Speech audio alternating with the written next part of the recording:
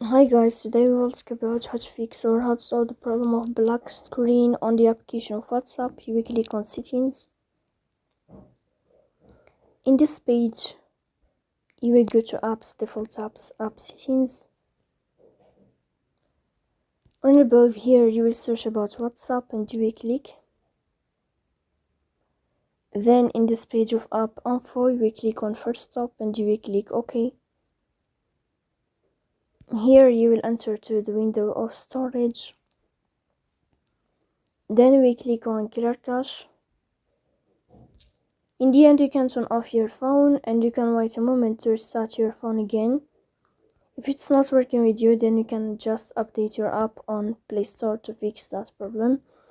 So that's all. Don't forget to support us by like and subscribe. See you next time in another video, and thank you for your watching and your attention.